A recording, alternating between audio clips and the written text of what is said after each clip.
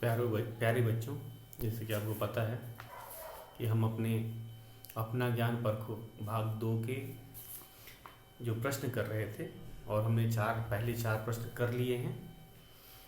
चौथा प्रश्न हमारा था विशेषण और विशेष्य छांट कर अलग अलग लिखना था हमने। तो इसे हमने लिखा था गर्मियों में ठंडा दूध अच्छा लगता है। तो यहाँ पे विशेषण था ठंडा और विशेष्य दूध। तो आपको पता ही है जो संज्ञा हम कहेंगे विशेषण जिस संज्ञा की विशेषता बताता है उसे हम विशेष्य कहते हैं।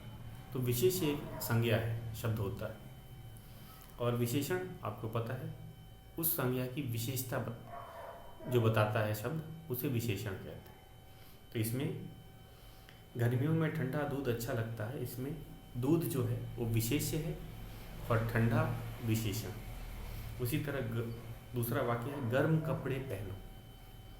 तो गर्म कपड़े पहनो में विशेषण है गर्म और कपड़े जो है वो विशेष्य है। गीता की फ्रॉक लाल है।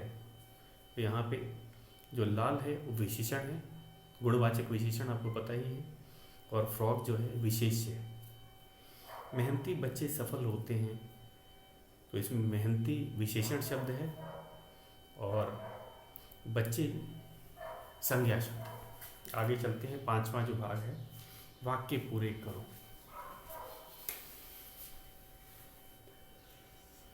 वाक्य पूरे करो।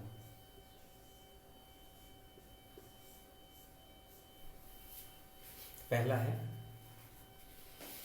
क्रिया का लिंग रिक्त स्थान के अनुसार होता है और विकल्प हमें दिए हुए। दो विकल्प भी हमें सही निशान लगाना है और जो है रिक्त स्थान को भी भरना है या वाक्य को पूरा करना है। पहला है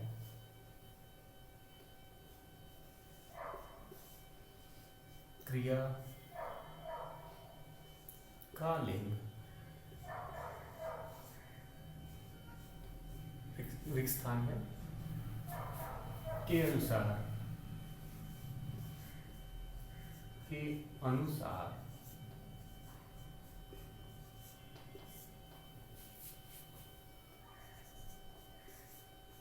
होता है। दो विकल्प हैं, कर्ता सर्वनाम।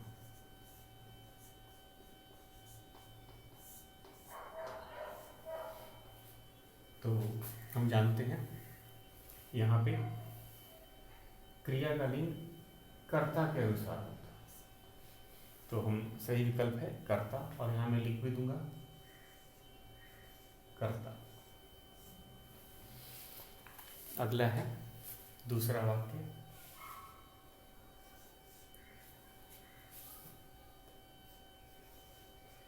क्रिया का वचन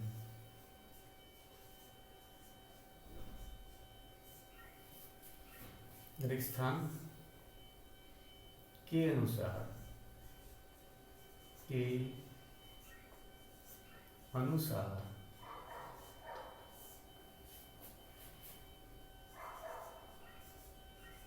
होता है।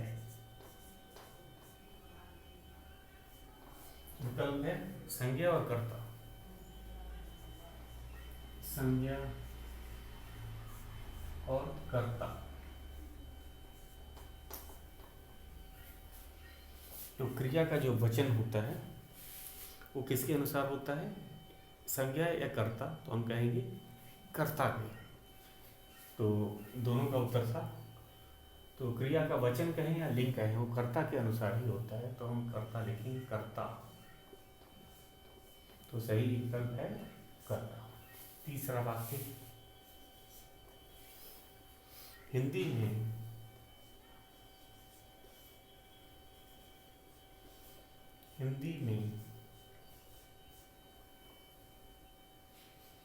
क्रिया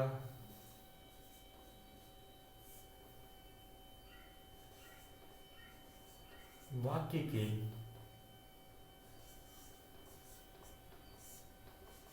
रिक्त स्थान में आती है।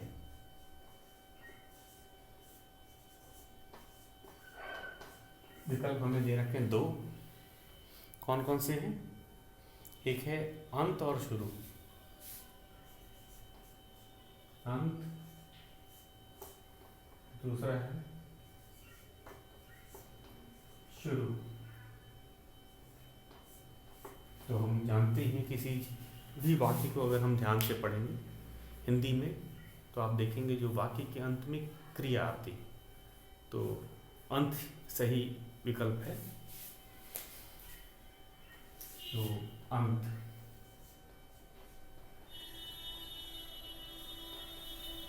चौथा है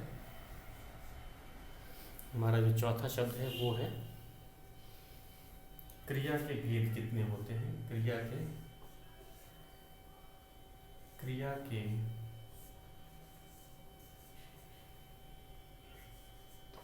भेद हैं और विकल्प हमें दे रखे हैं दो या तीन। तो क्रिया के भेद कितने हैं? दो या तीन। हम कहेंगे दो। सकर्मक और अकर्मक क्रिया के दो भेद होते हैं तो हमने दो सही विकल्प है। हमने पढ़ाया भी था सकर्मक और अकर्मक। अब छठे प्रश्न पे चलते हैं। क्रिया के उचित रूप का प्रयोग कीजिए। हमें वाक्य दिए गए हैं और हमें क्रिया के उचित रूप का प्रयोग करके वाक्य को पूरा करना है। यही हमारा छठा प्रश्न।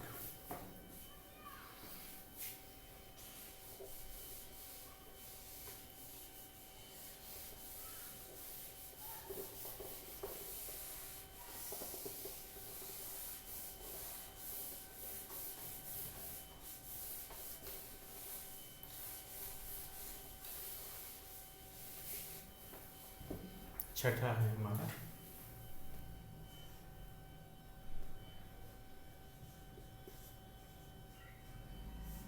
क्रिया के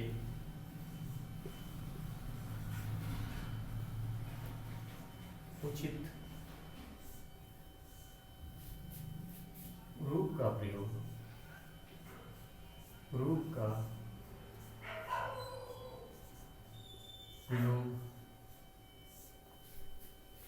कीजिए।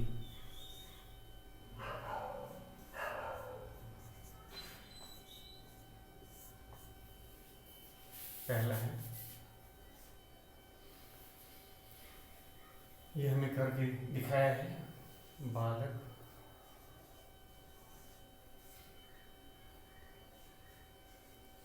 पलंग पर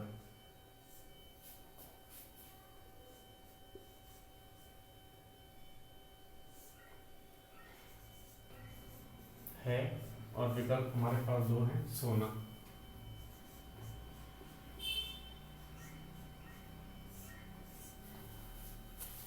बालक पलंग पर है तो सोना है, सोता है।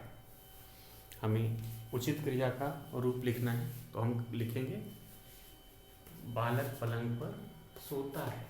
सोना क्रिया है तो यहाँ हो जाएगा, इसका क्रिया का रूप हो जाएगा सोता है। दूसरा है दादी जी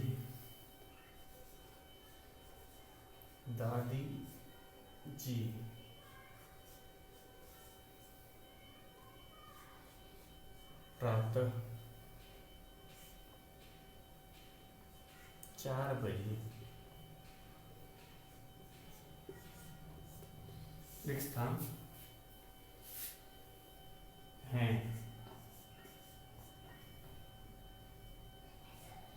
और क्रिया है उठना। दादी जी प्रातः 4 बजे उठ रिक्त स्थान है, ये सम्मान के लिए दिया है हमें पता है तो यहाँ लिखेंगे उठती हैं। दादी जी प्रातः 4 बजे उठती हैं। उठती क्रिया का ये रूप हुआ उठती और हैं सम्मान के लिए हमने ये हैं बहुवचन का प्रयोग किया है, आपको पता ही है। तीसरा वाक्य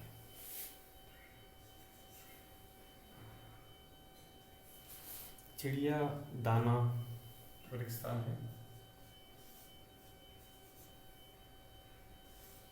चिड़िया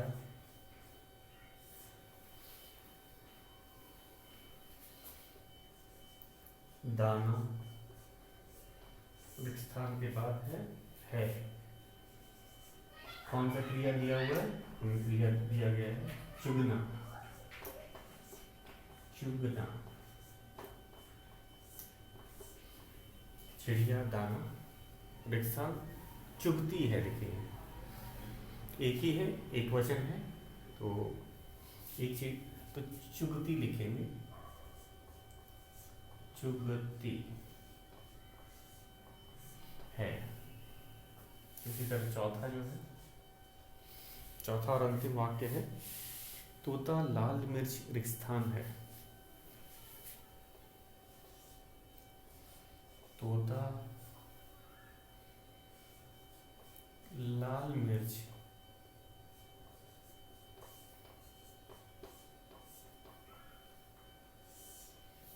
रेगिस्तान है। यहाँ पे खाना है, क्रिया भी है खाना। तो बहुत आसान है, वाक्य को पूरा करते हैं। तोता एक वचन है, तोता लाल मिर्च खाता है। खाना से खाता। तो एक बार फिर से मैं दोहरा देता हूँ, पढ़ लेते हैं इसको फिर से। बालक पलंग पर सोता है, सोना का सोता। दादी जी प्रातः 4 बजे उठती हैं, क्रिया था उठना। चिड़िया दाना चुगती है, क्रिया था चुगना। तोता लाल मिर्च खाता है, क्रिया था खाना। चलते हैं अपने 7वें प्रश्न पे। क्रिया का काल बताओ। तो हमें यहाँ पे क्रिया के काल बताने हैं। तो 3 काल के 3 भेद होते हैं, वर्तमान काल, भविष्य काल और भूतकाल। इन्हीं में से 3 7वां प्रश्न चलते हैं।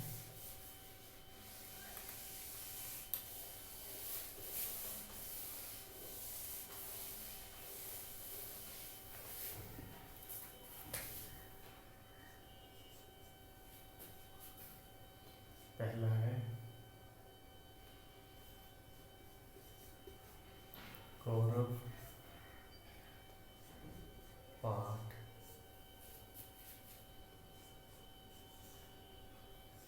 पढ़ेगा।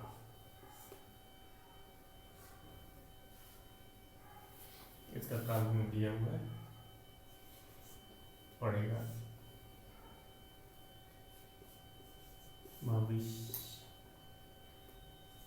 भविष्य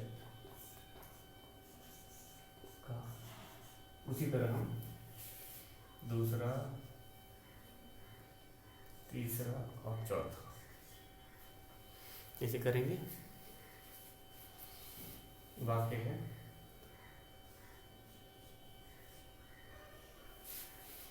दूसरा है हमारा वाक्य, शेर गरजता है।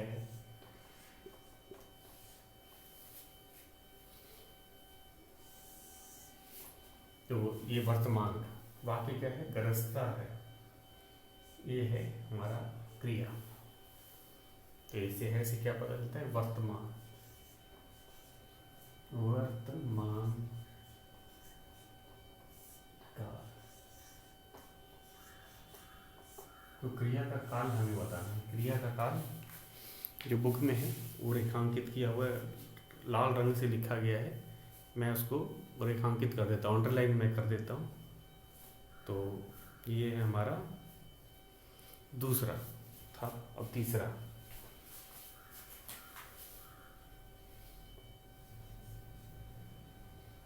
मैंने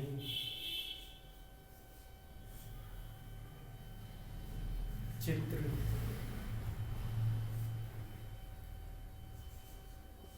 देखा। तो देखा जो है,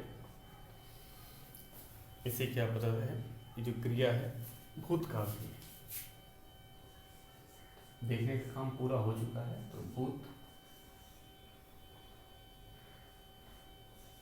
काल कहेंगे। देखने का काम पूरा हो चुका है। अगला है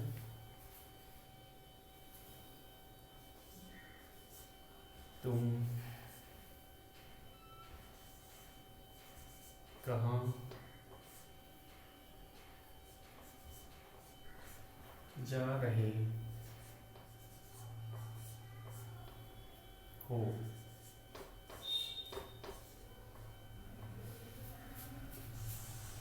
तुम कहाँ जा रहे हो, तो इसमें जा रहे हो ये क्या है, तुम कहाँ जा रहे हो इसे रेखांकित कर देते हैं क्रिया। तो हम कहेंगे जा रहे हो, यह है वर्तमान, वर्तमान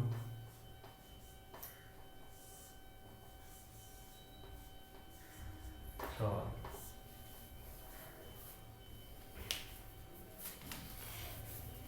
और हमारा जो 8वां है, चित्र देखकर क्रिया लिखो। इसमें चित्र दिया हुआ है, इसमें हमें क्रिया, सही क्रिया का रूप लिखना है। ये हमारा 8वां और अंतिम प्रश्न है। तो अपना 8वां और अंतिम प्रश्न ये क्रिया पर आधारित। तो मैं लिखता हूँ इसको।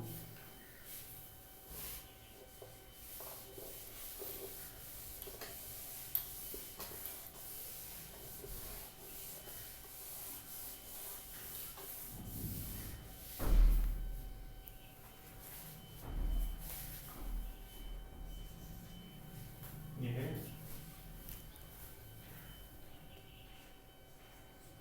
चित्र देखकर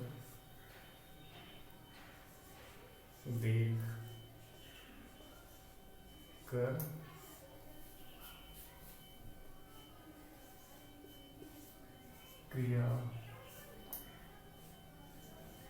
लिखो।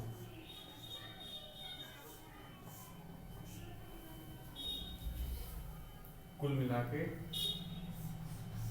4 चित्र हैं।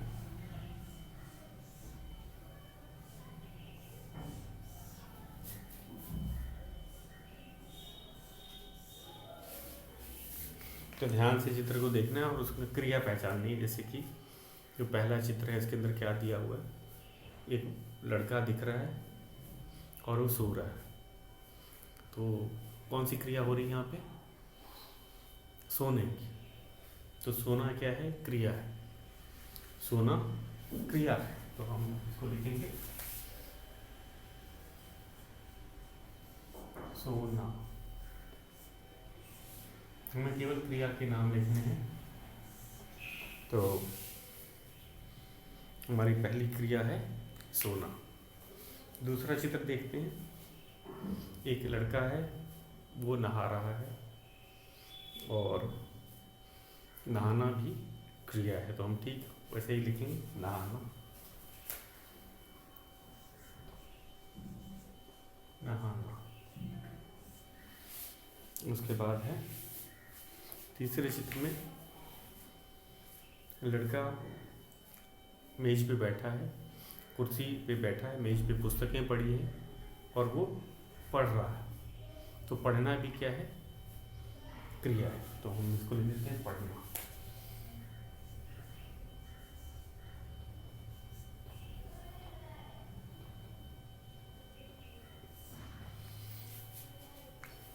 तो अब पढ़ने के बाद में अगला गेंद से, वो लड़का शायद खेल रहा है, आपने देखा है, गेंद सामने रखी है और उसे उठाने की कोशिश कर रहा है।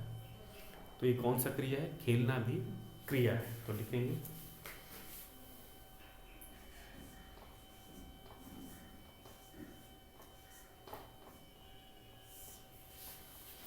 तो बच्चों इसी के साथ हमारा अपना ज्ञान परखो पूरा हो जाता है। और एक बार फिर से दोहरा देता हूँ। पहला है सोना, दूसरा है नहाना, पढ़ना और खेलना। तो कल हम करेंगे अपना 14वां पाठ, जो कि है विलोम शब्द। और आज के लिए इतना ही। कल हम अपना 14वां पाठ को पूरा करेंगे। आज के लिए इतना ही।